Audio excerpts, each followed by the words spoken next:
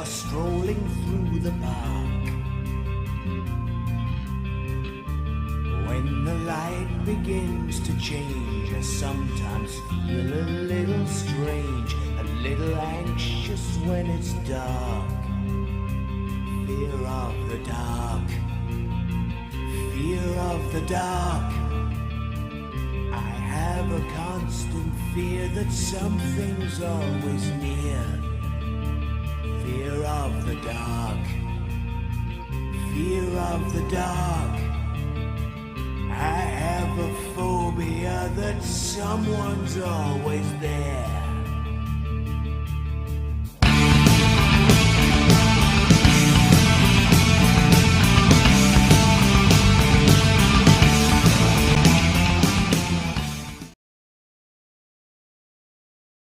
Nos atraen las narraciones estrambóticas que nos sacan de nuestra rutina. Los periódicos tratan de convocar nuestra atención con hechos extraordinarios. Nuestra imaginación se siente desafiada con lo inusual. Las teorías conspirativas cumplen con todos los requisitos de las narraciones extraordinarias. Son el resultado de fenómenos cognitivos complejos y fascinantes, y por eso vamos a analizarlos en este video.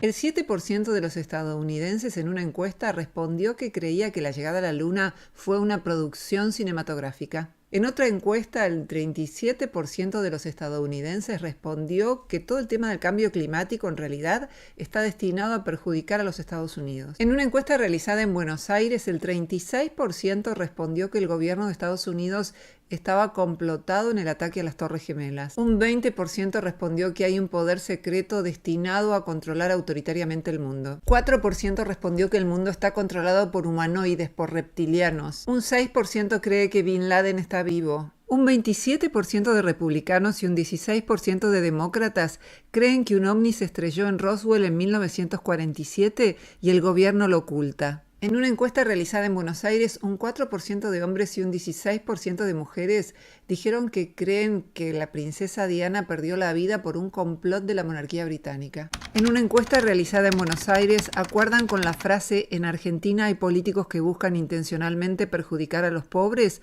45% de hombres y 52% de mujeres. En otra encuesta, un 6% de hombres y un 14% de mujeres dijeron que el SIDA fue creado en un laboratorio. Un clásico, ¿no? Claramente existen conspiraciones reales. En los 70, Watergate fue una conspiración de Nixon, un presidente norteamericano que utilizó los servicios de inteligencia para espiar a sus oponentes. Digamos que a veces la paranoia es prudente. ¿Cómo podríamos definir a las teorías conspirativas? Son un intento de explicar la última causa de un evento como un complot de personas u organizaciones poderosas que trabajan juntas en secreto para obtener una meta siniestra y secreta. Pero el presupuesto conspirativo es innecesario cuando hay otras explicaciones más probables. Hay un principio muy útil del razonamiento, que es el de la navaja de Occam o el principio de parsimonia, que sostiene que dadas distintas explicaciones posibles para un fenómeno, la más sencilla es la más probable. Lo que no niega que puedan existir complejas explicaciones para ciertos fenómenos, pero en general es más probable que la explicación más sencilla, menos estrambótica, sea la adecuada.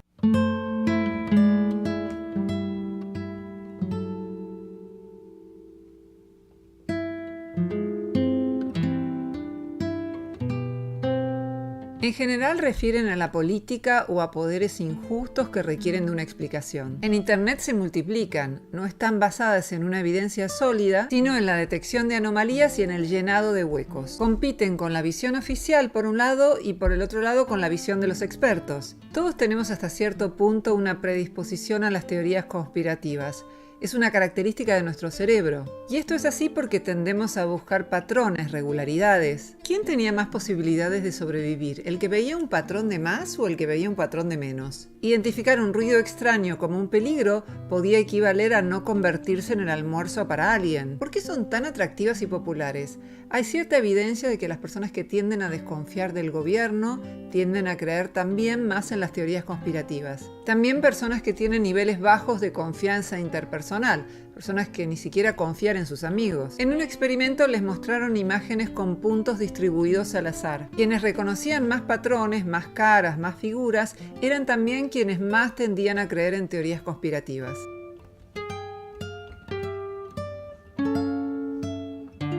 Los trascendentalistas tienden a pensar que todo está interconectado y que todas las cosas tienden a ocurrir por una razón, mientras que los empiristas tienden a pensar que el azar interactúa con las redes causales y que la creencia depende de la evidencia para cada cosa. El psicólogo Daniel Kahneman, en su libro Pensar despacio, pensar rápido, sostuvo que solemos tener dos estilos de pensamiento. Uno es el intuitivo, que suele manejarse con cosas ya conocidas y es un tipo de pensamiento rápido, y el otro es el razonamiento, el que requiere pararse a pensar para decidir, para entender las cosas. En un estudio escribían las teorías conspirativas de una manera que fueran difíciles de leer, no imposibles, pero sí difíciles de leer.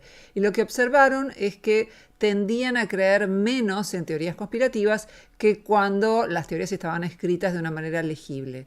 La hipótesis acá es que como tenían que pararse a pensar y ver qué decían, tendían a ser más escépticos. Es decir, en este caso estaría operando el pensar lento, no intuitivo. Y creer en teorías conspirativas estaría más asociado al pensamiento intuitivo. Todo parecería indicar que cuando se detienen a pensar, creen menos en las teorías conspirativas. Las minorías perjudicadas también tendían a creer más en teorías conspirativas. ¿Cuál de estas líneas te parece más larga? Te dejamos un tiempo para pensar. Así como tenemos ilusiones ópticas, nuestra capacidad cognitiva también es objeto de sesgos o distorsiones que entorpecen el pensamiento y nos llevan a tomar malas decisiones. Uno de los roles principales de la filosofía es ayudar a pensar mejor. Este proyecto lo inició Aristóteles identificando una serie de falacias que entorpecen el razonamiento. Y más recientemente han participado de él una serie de investigaciones interdisciplinarias con un pie en la filosofía y otro en la psicología. Lo que hicieron fue estudiar una serie de distorsiones o sesgos cognitivos que también entorpecen el pensamiento. Algunas son más conocidas que otras, algunas cuentan con más respaldo empírico que otras. Es imposible conocerlas todas en un solo video, pero vamos a explicar algunas de ellas, así que manos a la obra. ¿Qué son los sesgos o distorsiones cognitivas? Se trata de errores sistemáticos en el pensamiento que ocurren cuando las personas procesan información.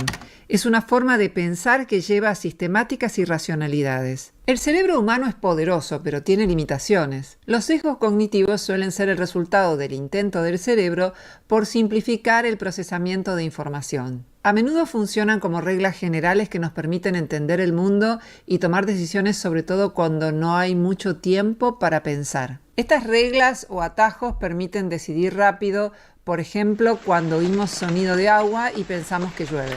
Pero puede fallar, tal vez es solo el vecino que estaba regando. Evolutivamente, los atajos mentales o heurísticos fueron importantes porque nos permitieron tomar decisiones rápido. Si veo una luz pequeña en medio de la noche, pienso que lo que la produce está lejos y tengo tiempo para huir.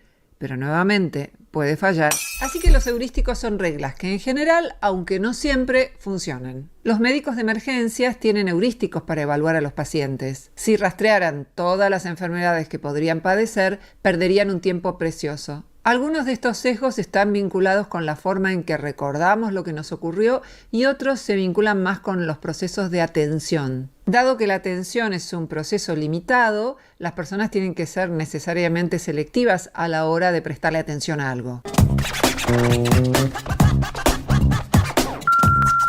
Las teorías clásicas sobre el proceso de toma de decisiones fueron desarrolladas en el contexto de las teorías económicas. Básicamente asumen que los individuos son racionales y toman la mejor decisión dadas las circunstancias. O sea, no tienen en cuenta los sesgos cognitivos de los que estamos hablando. El concepto de sesgo o distorsión cognitiva fue utilizado por primera vez por Amos Tversky y Daniel Kahneman en 1972. Ambos se ganaron el premio Nobel justamente por sus investigaciones en este campo. Ellos y otros desarrollaron muchas investigaciones en las que mostraron que había distintos sesgos cognitivos que entorpecían el pensamiento. Kahneman y Tversky cuestionan las teorías económicas racionales clásicas con su teoría prospectiva. Según ella, como no tenemos todo el tiempo del mundo para decidir, en realidad no siempre tomamos las mejores decisiones porque nos valemos de estos heurísticos, de estos atajos que muchas veces nos permiten decidir en situaciones de incertidumbre o cuando no tenemos mucho tiempo para pensar. Fundaron toda una corriente en economía que se llama economía del comportamiento, Behavioral Economics en inglés. Hoy la economía del comportamiento tiene un gran desarrollo, hay mucha investigación en este campo justamente porque afecta las decisiones que tomamos en distintas áreas, la económica, la educativa, etc.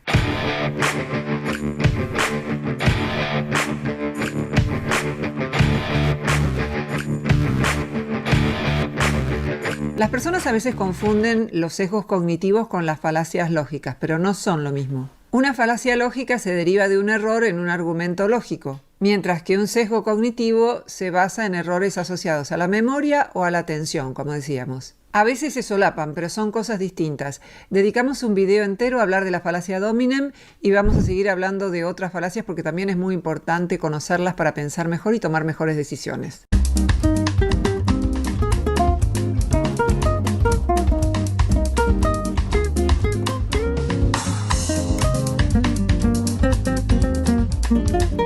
El sesgo de disponibilidad fue detectado por Kahneman en sus experimentos. A través de esta distorsión se otorga mayor valor a la información que viene a la mente con más facilidad y se tiende a sobreestimar la probabilidad de que sucedan cosas similares en el futuro. Es una de las razones por las cuales las personas temen más viajar en avión que en auto, pese a que hay muchos más accidentes de auto que de avión. ¿Y por qué tienen esta distorsión? Porque recuerdan mucho más los accidentes de avión porque se publican en la prensa. Lo mismo puede ocurrir, por ejemplo, si alguien piensa que en su provincia muchísima gente vota a determinado partido meramente porque tiene un montón de amigos con los que charla que van a votar ese partido. Así que cuando alguien le pregunta, puede llegar a decir, sí, en mi provincia la mayor parte va a votar al partido X, que es el de sus amigos, pero por ahí son una ínfima minoría. De modo que este es el sesgo de disponibilidad. Pensamos que es más probable, más frecuente o que es cierto lo que tenemos más disponible, más a mano en nuestra memoria. Vamos ahora con el error de atribución o sesgo de correspondencia. Supongamos que si el vecino no me saluda, yo pienso que es un antipático, pero si yo no lo saludo a él, pienso que es porque estoy corta de vista o porque estaba distraída. Es decir, la misma acción es atribuida a un rasgo de personalidad del prójimo, en este caso el vecino, y cuando hay que atribuirla a uno mismo, se trata de la suerte, del azar, de las circunstancias. Yo no dije que por algún rasgo mío de personalidad no lo saludé, mientras que sí le atribuí a él un rasgo de personalidad, ser antipático. También se da cuando se atribuye el éxito de las otras personas a la suerte o a las circunstancias y los éxitos personales al talento. La palabra atribución refiere a si se atribuyen aciertos o fallos al mérito o a las circunstancias. Entonces, la primera forma del sesgo de atribución consiste en atribuir un éxito a una cualidad personal, inteligencia, bondad, fuerza, carácter, y un fracaso a circunstancias externas, mala suerte, desventajas. La segunda forma de sesgo de atribución consiste en atribuir los aciertos de los demás a circunstancias externas, tuvo suerte o ventaja, y los fallos a rasgos internos. Es agresivo, no es inteligente. Seguramente muchos conocen el sesgo de confirmación. Básicamente consiste en prestar atención o prestar más atención a lo que confirma nuestras creencias previas y desestimar aquello que las refuta. Por ejemplo, en un debate en las redes sociales se presentan evidencias en favor de una hipótesis y la otra persona las descalifica o ni siquiera se toma el trabajo de examinarlas. Otro ejemplo, alguien quiere comprarse un auto de determinada marca y a partir de ese momento empieza a ver el auto por todas partes. El lado positivo es que para ver algo es necesario ignorar otras cosas. El efecto halo también es un sesgo y es la tendencia a definir el conjunto de la imagen de una persona basándonos en uno solo de sus rasgos. Si X es físicamente atractivo, entonces se piensa que será un ciudadano responsable y respetará la ley al pie de la letra. Suena bastante irracional, pero así funciona. Una investigación realizada en 1974 mostró que en los juicios los jurados populares tendían a ser más indulgentes con las personas físicamente atractivas, aunque hubiesen cometido el mismo tipo de actos que quienes no lo eran. Otro estudio reveló que a los trabajadores sociales les resultaba difícil pensar que una persona físicamente atractiva hubiera podido cometer un delito. Hasta cierto punto es un sesgo de confirmación, porque se valora a las personas de acuerdo a la primera impresión que causaron. Es uno por el cual los eventos posteriores a uno que tratamos de recordar interfieren en el recuerdo. Tendemos a pensar que nuestra memoria es una especie de cámara fotográfica, pero está bastante lejos de serlo. Incluso esto lleva a toda suerte de debates en el terreno de la filosofía de la historia. Quien estaba en mejores condiciones de establecer qué pasó durante la Revolución Francesa era el que estaba en la toma de la Bastilla o el que puede valorar ese evento a la luz de los eventos posteriores. La memoria es altamente susceptible a las distorsiones.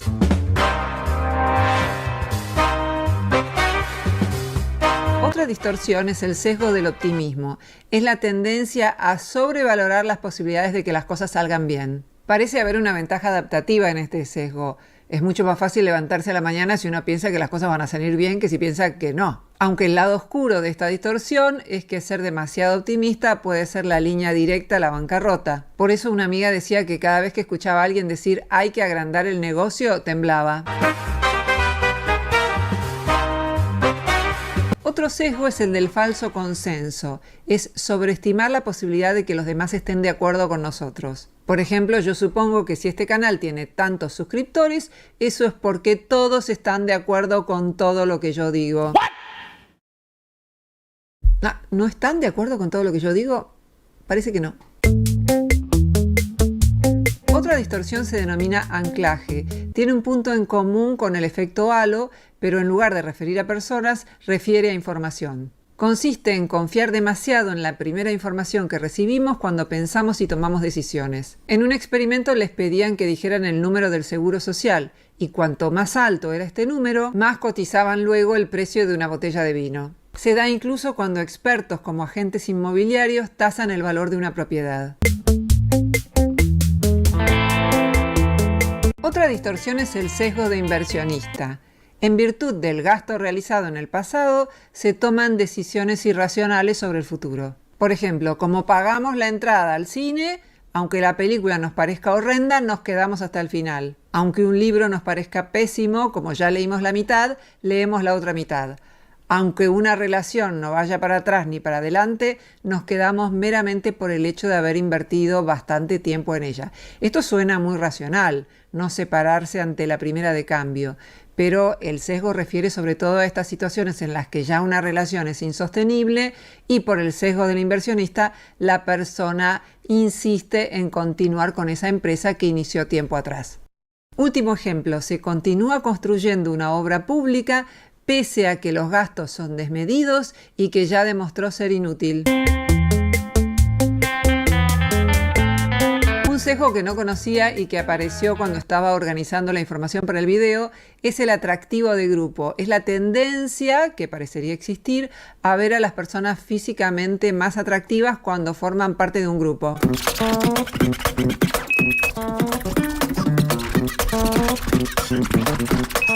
Otro sesgo es el apoyo de nuestras elecciones. En inglés el término es Choice Supportive Bias. Bias significa sesgo. Si elegimos A antes que B, con el tiempo tendemos a ver más beneficios en A que en B. Se parece bastante a la fábula de la zorra y las uvas, es decir, como no pudo alcanzar las uvas porque estaban muy alto, creo que así era la fábula, entonces termina diciendo que entonces no valdrían tanto la pena.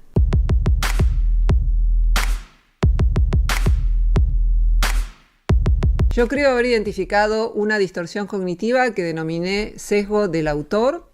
Básicamente es la tendencia a sobreestimar la apreciación que podemos tener de una idea o de una frase al saber quién la pronunció. En el estudio experimental que hice, entre un 30 y un 50% de la valoración que se daba a una idea o a una frase tenía que ver con la persona que la pronunciaba. Es decir, si una frase era de Einstein, se la consideraba un 50% más valiosa. Einstein era así la persona que otorgaba más valor a una frase. Otra distorsión que investigué años atrás es la que tiene que ver con cómo valoramos más a las personas cuando ya no están vivas. Tomé algunos personajes públicos y realicé encuestas diciendo cuánto aprecian ustedes a esta persona, qué valor ético le asignan. Y años después, cuando esas personas ya no estaban vivas, volví a hacer la misma pregunta y se había elevado la valoración que se le daba a una persona, incluso cuando eran personas que socialmente habían tenido algún tipo de reprobación. Ese estudio está inédito, publiqué una suerte de reseña en mi libro La Vuelta al Mundo en Filosofía, así que no les puedo dejar un enlace de paper académico sobre el sesgo.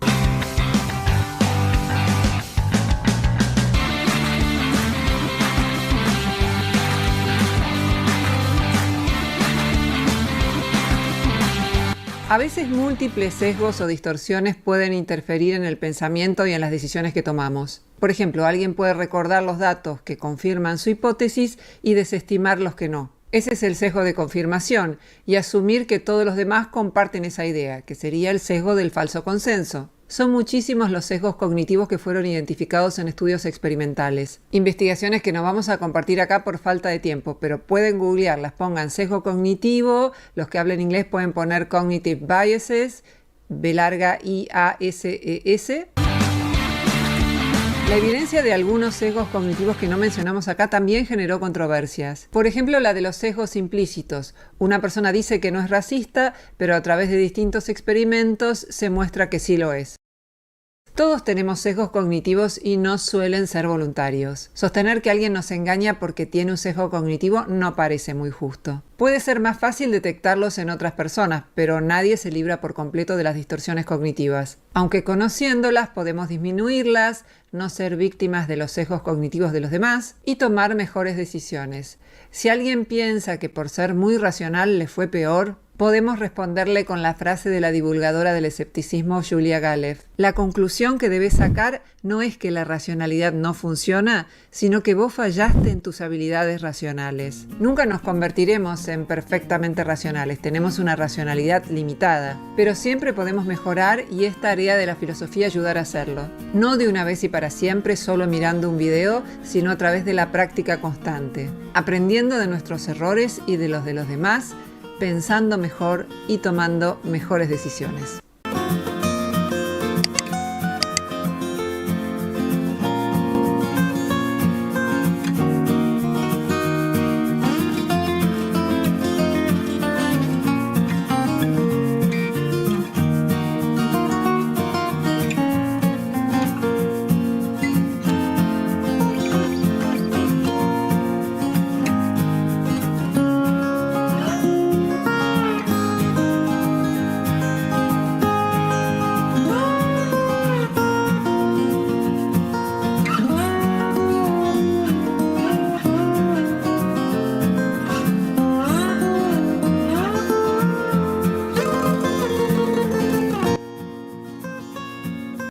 ¿Alguna vez notaron cómo el uso de ciertas palabras puede influir en nuestra interpretación de las cosas? ¿Piensan que el idioma que hablamos puede cambiar nuestra percepción del mundo? En este video vamos a explorar cómo el lenguaje y el pensamiento se entrelazan en nuestra vida cotidiana. Vamos a explicar qué son el relativismo lingüístico y la hipótesis de Sapir-Whorf. Vamos a contar ejemplos de diferencias entre lenguas, cómo se enseñó un lenguaje a los chimpancés y cómo nos influyen las metáforas que usamos en la vida cotidiana. Según la metáfora que adoptemos, podemos ver la vida como una carrera hacia una meta o como un viaje con desvíos valiosos. Las relaciones pueden ser un jardín que cuidamos o una transacción en la que cada uno paga por lo que recibe. El amor puede ser una pasión o un compromiso, y la amistad puede ser un recurso utilitario o un vínculo de lealtad.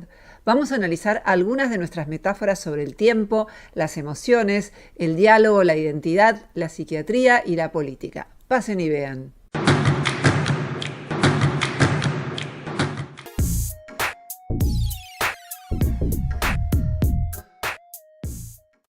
El lenguaje no es solo una herramienta para comunicarnos, sino también un conjunto de categorías compartidas que nos ayudan a entender y clasificar el mundo. Solemos pensar que nuestras categorías reflejan la realidad tal como es y no vemos la naturaleza convencional del lenguaje, salvo cuando nos damos cuenta de que otra persona o grupo adopta una categoría muy diferente a la nuestra, o cuando encontramos una incongruencia en nuestras propias categorías. Por ejemplo, cuando comprobamos que en la guantera del auto podemos encontrar cualquier cosa menos guantes. ¿Es posible pensar sin el lenguaje? El pensamiento nos permite simular acciones y percepciones, así como anticipar las posibles consecuencias de nuestras acciones sin necesidad de ejecutarlas. Esta capacidad nos ayuda a prevenir errores que podrían tener consecuencias graves si se llevaran a cabo en la realidad. El pensamiento puede estar mediado o no mediado por el lenguaje. Compartimos formas de pensamiento sin lenguaje con bebés y animales como palomas y chimpancés, que pueden diferenciar entre tipos de estímulos sin recurrir a categorías lingüísticas. Sin embargo, el lenguaje nos permite formar categorías más complejas y precisas que pueden ir más allá de lo que percibimos en el momento inmediato. Los animales de otras especies pueden diferenciar entre estímulos peligrosos o seguros, rojos o verdes, sin necesidad de nombrarlos, pero no pueden manejar conceptos abstractos como lo hacemos los seres humanos. Por ejemplo, cuando decimos «nos vemos en el bar el próximo jueves».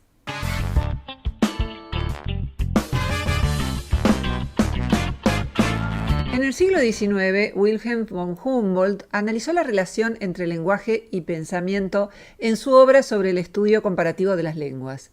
El antropólogo Franz Boas criticó la concepción que juzgaba unas palabras como superiores a otras y sostuvo que cada lengua representaba una clasificación única de la experiencia, sin que esto implicara que fuese superior o inferior a otras. En el siglo XX, Edward Sapir y su discípulo Benjamin Lee Whorf argumentaron que la gramática de una lengua impone divisiones y estructuras en la realidad que no son universales. Propusieron que las lenguas amerindias, al combinar verbos y objetos en una sola palabra, como llueve o apedrear, ofrecen una visión del mundo diferente a las lenguas indoeuropeas, donde se separan objeto y acción. La hipótesis de Sapir y Whorf sostiene que las diferencias lingüísticas entre culturas pueden llevar a una inconmensurabilidad en sus categorías, dificultando la comprensión mutua. Whorf sostuvo que el mundo real es en buena medida inconscientemente construido sobre los hábitos lingüísticos del grupo y que no hay dos lenguajes lo suficientemente similares como para representar la misma realidad social. En las discusiones posteriores sobre esta teoría se empezó a distinguir entre dos versiones de esta hipótesis. La versión fuerte sostiene que el lenguaje determina por completo el pensamiento, mientras que la versión débil afirma que el lenguaje influye en el pensamiento sin determinarlo completamente. La hipótesis fuerte recibió más críticas y actualmente pocos la defienden. Steven Pinker, en su libro El instinto del lenguaje, critica la versión fuerte de la hipótesis de Sapir y Whorf por dos razones. En primer lugar, Whorf no conoció a los Hopis directamente, sino que se basó en investigaciones de otros, y los estudios posteriores sugieren que no tienen una concepción radicalmente diferente del tiempo en comparación con otras lenguas. En segundo lugar, si la hipótesis de Whorf fuera cierta, las traducciones entre lenguas serían imposibles, y esto no sucede ya que es posible la comunicación entre personas de distintas culturas. El lingüista John McWhorter argumenta que todos los seres humanos comparten una estructura cognitiva básica y que la diversidad de lenguas no implica diferencias significativas en la forma de pensar de los hablantes. Sostiene que el contexto cultural y la experiencia personal son más influyentes que el lenguaje en la percepción y en la memoria. Presenta investigaciones sobre el desarrollo infantil que muestran cómo el lenguaje actúa como un artefacto cognitivo que facilita la categorización. En conclusión, aunque el lenguaje tiene algún impacto en la cognición, es pequeño en comparación con otros factores. Hoy en día, pocos defienden la versión fuerte del relativismo lingüístico. Se acepta que el lenguaje influye en la memoria y en las clasificaciones, pero es dudoso que determine por completo el pensamiento de un individuo. Las diferencias lingüísticas pueden moldear algunos aspectos de la cognición, pero no son un obstáculo insalvable para la comprensión intercultural.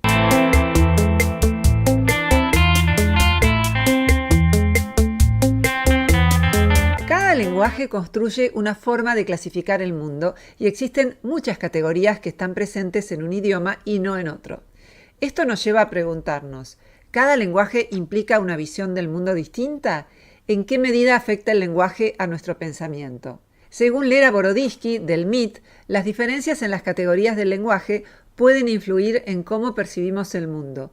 Por ejemplo, al descubrir que un elefante comió un maní, en inglés es necesario incluir el verbo y especificar cuándo ocurrió la acción. En chino, el verbo es opcional. En ruso, se debe incluir el verbo y especificar si el elefante es macho o hembra. Y en turco es necesario indicar si uno presenció el evento o si alguien se lo contó. En las lenguas de algunos pueblos originarios de Australia, las orientaciones espaciales se determinan según los puntos cardinales y no en función del propio cuerpo.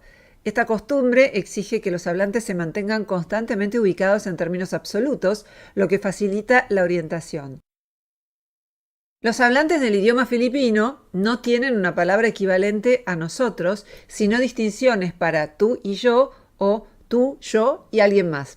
En algunas partes de Asia, el brazo y la mano se designan con la misma palabra, mientras que en Hawái la misma palabra se utiliza para brazo, mano y dedo. El lenguaje también afecta cómo percibimos y clasificamos los colores. Los Zuni, un pueblo nativo del Nuevo México, no distinguen entre el naranja y el amarillo, mientras que los habitantes de Papúa Nueva Guinea no diferencian claramente entre verde y marrón.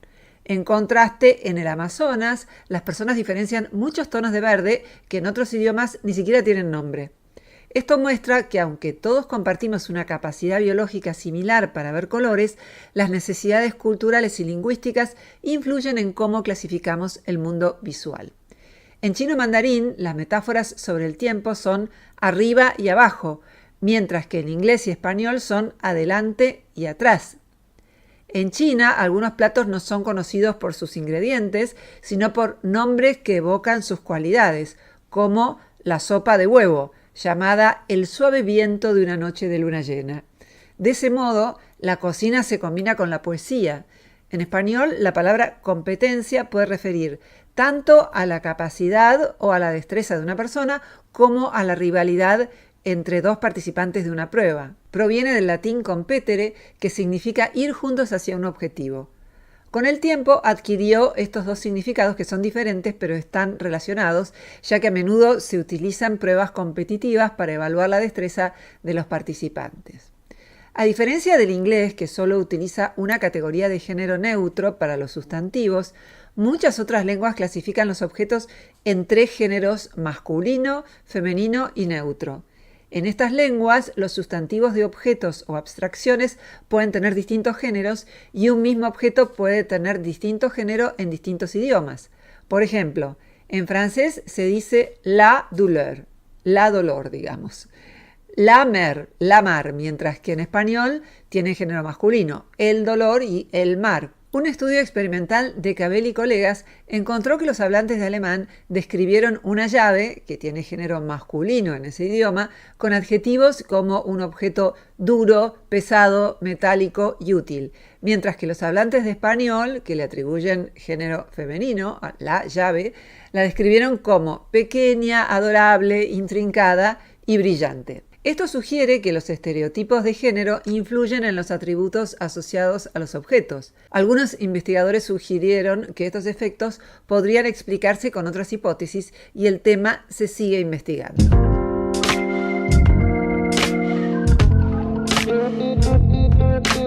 Se intentó enseñar un lenguaje a chimpancés que comparten un 98% de ADN con los humanos, pero no tienen un aparato fonador capaz de desarrollar un lenguaje hablado. A una chimpancé llamada Washoe se le enseñó el lenguaje de señas para sordos. Logró comprender muchos gestos y crear combinaciones nuevas. Washoe mostró habilidades emocionales como consolar a sus cuidadores, y las investigaciones tuvieron un impacto significativo en los debates éticos que buscan otorgar derechos a los grandes simios. Kansi es un bonobo macho que aprendió a comunicarse mediante lexigramas, que son símbolos escritos que representan palabras. Aunque los investigadores intentaron enseñar este lenguaje a su madre adoptiva, fue Kansi quien mostró interés y comenzó a usar los lexigramas. Los niños humanos también adquieren el lenguaje sin instrucción directa durante un periodo crítico en la infancia y tienen más dificultades para aprenderlo después de esa etapa. Kansi formulaba pedidos complejos sobre comida y comprendía necesidades, creencias y deseos de sus congéneres. A esa capacidad se la denomina teoría de la mente. Desarrollaba juegos de fingimiento, como invitar a esconder y encontrar objetos inexistentes. Armó, por ejemplo, frases como asusta a Matata, otra bonobo, con la serpiente. Puedes quitarle el zapato a Rose.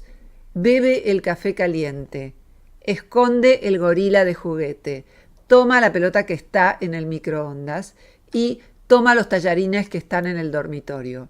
Ejecutó correctamente el 72% de las peticiones, comparado con el 66% de una niña de 2 años y medio.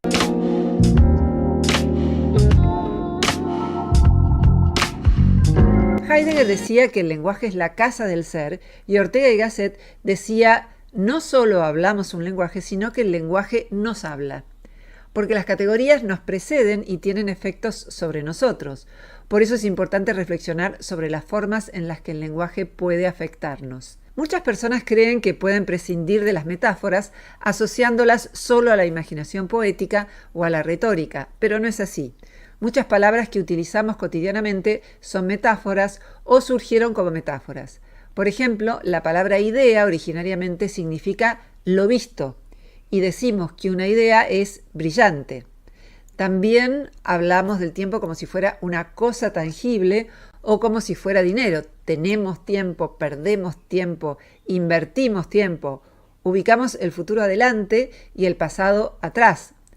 A menudo olvidamos que muchos conceptos son metáforas y los tomamos como realidades, como ocurrió con el alma, que originariamente se refería al aliento que se expira al morir. En el libro Metáforas de la vida cotidiana, George Lakoff y Mark Johnson exploran cómo el lenguaje refleja y moldea nuestra experiencia a través de las metáforas. Aplicamos metáforas espaciales al tiempo y tendemos a conceptualizar el tiempo como un espacio que se desplaza, donde el futuro está delante y el pasado atrás.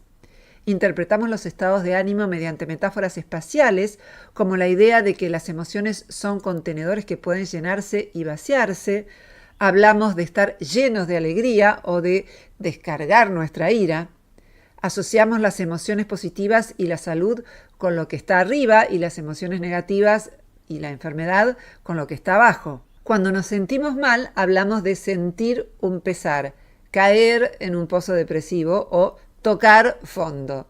Tratamos de levantar el ánimo a quien se siente bajoneado. Bajoneado también, va para abajo. Esta metáfora tiene una base física porque las personas enfermas están recostadas y las personas saludables suelen estar de pie y en movimiento. El estatus y el poder son concebidos como posiciones espaciales, de modo que ganar poder o estatus implica ascender, mientras que perderlos implica descender. La conexión entre dominio y altura tiene una base física porque el tamaño suele indicar quién tiene ventaja en una pelea y el ganador generalmente está encima del perdedor. La concepción del tiempo como dinero se manifiesta en expresiones como no me hagas perder el tiempo, no inviertas tiempo en eso, quiero ahorrar tiempo y el tiempo es oro. En muchos casos el tiempo no se comporta como el dinero, por ejemplo, no existen bancos que puedan prestar tiempo y si desperdiciamos el tiempo, nadie nos lo devuelve. Lakoff y Johnson analizan otras metáforas como la vida es un viaje, donde las decisiones son rutas y los obstáculos desvíos. Argumentar es combatir, se conceptualiza el debate como una lucha y las ideas son objetos, algo así como cosas que podemos manipular, enviar y recibir. Estas metáforas no solo influyen en cómo hablamos, sino también en nuestra forma de pensar y sentir sobre cada tema.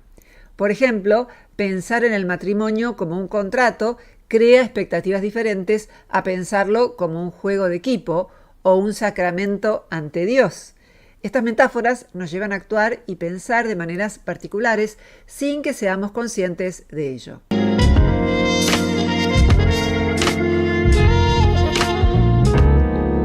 En inglés, las palabras argumento y discusión son intercambiables, argument, y muchas metáforas sobre el debate provienen de la guerra. Por ejemplo, decimos, tus afirmaciones son indefendibles, atacó cada punto débil de mi argumento, sus argumentos fueron demoledores y nunca le gané una discusión. No solo hablamos sobre discusiones en términos de guerra, sino que nuestros sentimientos están fuertemente vinculados con esa interpretación. Sentimos que ganamos o perdemos las discusiones y vemos a la persona con la que discutimos como un oponente o un enemigo. Atacamos sus posiciones y defendemos las nuestras y utilizamos estrategias para ganar o perder terreno. El amor también es pensado con palabras que provienen de la guerra. Términos como conquistar, entregarse, rendirse a mis pies o flechar son ejemplos de cómo las metáforas bélicas se aplican al amor. En inglés y francés, el acto de enamorarse es descrito como el acto de caer enamorado, to fall in love. En francés también, tomber amoureux, es caerse enamorado, literalmente. Esta frase sugiere que enamorarse es un proceso inesperado y repentino, como si se tratara de una caída. Las metáforas que se focalizan en la guerra desestiman otros elementos relevantes en el debate y en el amor, como la cooperación y la complementariedad de ideas y proyectos. ¿Qué pasaría si nos refiriéramos a la discusión como una danza? En inglés se dice literalmente jugar el piano, no tocar el piano. To play the piano. Y en francés es lo mismo, se dice jouer le piano, jugar el piano. En francés también se dice jouer un débat, sugiriendo que se trata de actividades lúdicas. Los bosquimanos son conocidos por su estilo de comunicación centrado en el diálogo y el consenso, y sus discusiones se prolongan hasta alcanzar un acuerdo. Borges decía que un diálogo no necesita ser una esgrima verbal o un juego de vanidades, y que prefiere pensarlo como la investigación conjunta de un hecho.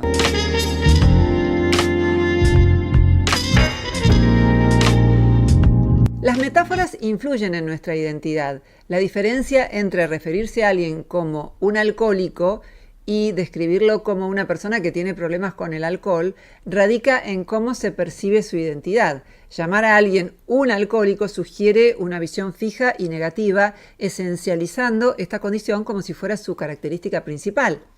En cambio, decir alguien que tiene problemas con el alcohol sugiere que su relación con el alcohol es solo una parte de su vida que puede cambiar y evita una cosificación o reificación de su experiencia. Priorizar ciertas categorías identitarias puede distorsionar la forma en que vemos a una persona. Por ejemplo, si categorizamos a una persona como tímida, es probable que nos focalicemos más en ese rasgo y olvidemos los momentos en que la persona es sociable. Actualmente se prefiere hablar de personas que no tienen hogar o que se encuentran en situación de pobreza, con el objetivo de subrayar que esas circunstancias pueden ser modificadas y no definen la identidad personal de una manera fija. Thomas Szasz fue un psiquiatra conocido por criticar la medicalización excesiva en su propio campo. En el libro El mito de la enfermedad mental, argumenta que muchos trastornos mentales son construcciones sociales en lugar de enfermedades en el sentido tradicional. Szasz sostiene que la expresión enfermedad mental es una metáfora problemática, ya que transfiere los rasgos de una categoría médica relacionada con disfunciones biológicas a una categoría psicológica que refiere a pensamientos y comportamientos que una persona o grupo consideran indeseables. Esta metáfora puede conducir a la medicalización de problemas cuya naturaleza es social o interpersonal. A veces vivir duele, pero eso no significa que sea una enfermedad. La noción de enfermedad mental puede llevar a patologizar comportamientos que no son aceptados en una determinada cultura, como ocurrió con la homosexualidad durante el siglo XX. En el siglo XIX, el médico estadounidense Samuel Cartwright sostuvo que la drapetomanía era una enfermedad que impulsaba a los esclavos a tratar de escapar de la esclavitud. Esta categoría es solo una forma de control social levemente disfrazada de ciencia. Ah, sí, porque obviamente querer escapar de la esclavitud debe ser una enfermedad. ¿Cómo no lo pensamos antes? En la misma obra, Szasz también critica el uso generalizado del término adicción. Dice que su aplicación se expandió de manera problemática para incluir comportamientos como la adicción a Internet, al sexo y a la televisión. Sostiene que esto reduce la responsabilidad personal al presentar a los individuos como esclavos de sus comportamientos, lo que minimiza la capacidad de las personas para tomar decisiones y cambiar. El psiquiatra Jerome Wakefield argumenta que es posible reconciliar las preocupaciones de Szasz sobre la medicalización excesiva con la aceptación de que existen trastornos mentales que requieren un tratamiento psiquiátrico. Wakefield define al trastorno mental como una disfunción que causa daño y propone excluir de los manuales psiquiátricos las categorías que no cumplan con ese criterio. Las categorías excluidas podrían reformularse como problemas de comportamiento y ser tratadas con intervenciones sociales o educativas. De este modo, se puede reconocer y solucionar el problema planteado por Szasz sin desestimar el valor de la psiquiatría.